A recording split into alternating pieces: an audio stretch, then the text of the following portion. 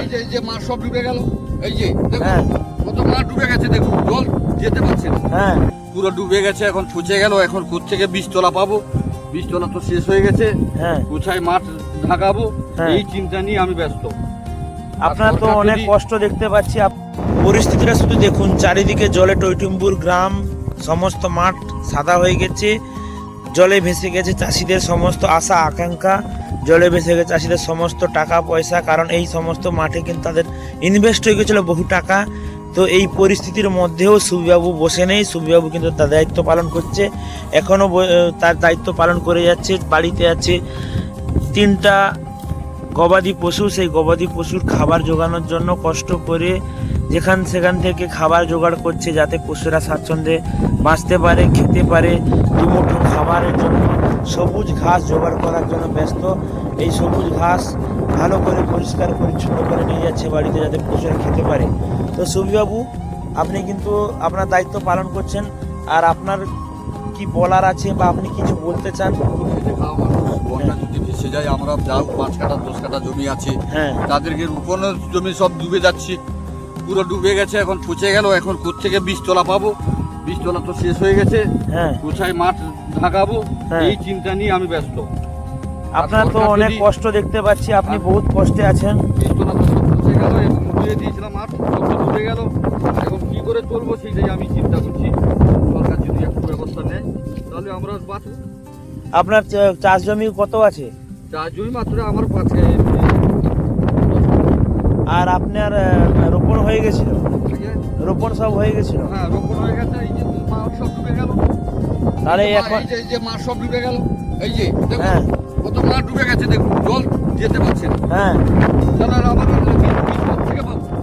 চারা গাছ তো নেই, সব নষ্ট হয়ে গেছে। বীজ সব পচে গেল, মাছ সব রোপণ করেছিলাম সেগুলো সব ডুবে গেল। করবো কি করে আমরা বলুন? ঘাস কাটতে নেই, এখন পশুর জন্য তো যাই একটু ব্যবস্থা করতে হবে। আর বাড়িতে কটা পশু আছে? দুটো।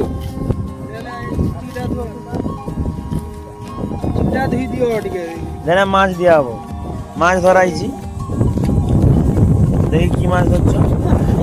না, ও আচ্ছা আচ্ছা, ছোট ছোট মাছ, চারা মাছ।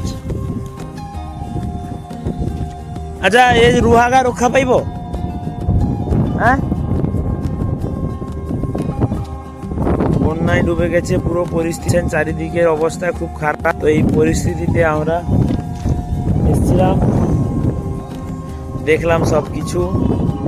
এখন মনে হয় শুধু বাড়িতে বসে থাকা ছাড়া কোনো উপায় নেই। জল না কমার অবধি চাষিদের মনের কষ্ট দূর হবে না, আর চাষিরা কিন্তু রেহাই পাবে না। আরও যদি বৃষ্টি হয় তাহলে কিন্তু খারাপ দিকে চলে, খুব খারাপ পরিস্থিতির মধ্যে কাটাতে হবে দিনকাল। কারণ চাষিদের প্রধান জীবিকা কৃষিকাজ, আর এই কৃষি যদি নষ্ট হয় তাহলে কিন্তু প্রত্যেকটা মানুষের উপর প্রভাব পড়বে, এবং প্রত্যেকটা মানুষ কিন্তু বিপদে পড়বে। আর আমাদের সুবিবাবু এখন ঘাস কাটার মধ্যে মধ্যে মাছ জোগাড় করে ফেলেছেন বাড়িতে একটা কিছু তরকারি করার জন্য। দেখি মাছটা, দেখি সুবিবাবু। মাছটা নিয়ে আমার জামাই দিল, আমি ঘাস কাটছিলাম পশুর জন্য, আমার জামাই মাছ দিল। একবেলা আপাতত খেতে পারবো, একবেলা অন্যের সাথে একটা তরকারি হয়ে যাবে, একটা মেলা হয়ে গেল মোটামুটি। আর যাই তো কিছু করতে হবে, আর কি করবে মানুষ, আমি তো এই তো চিন্তায় ব্যস্ত। বীজতলা আচ্ছা, আপনার যে এটা কাটা হয়েছে এটা ভরে দিন, পরিষ্কার করে কাটা হয়েছে।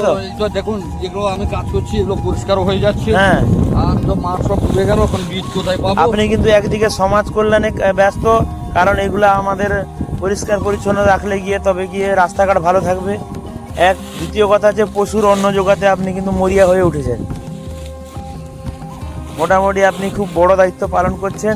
তো যাই হোক, যে সমস্ত বন্ধুরা দেখছেন, একটু সুবিবাবুর জন্য ভাববেন, সুবিবাবুকে একটু লাভ রেট দেবেন, ভালোবাসা দিবেন, নাকি? দেখুন আমি বানানো একদম রিয়েল কথা, কোনো মিথ্যার কোনো প্রহসন নেই এখানে।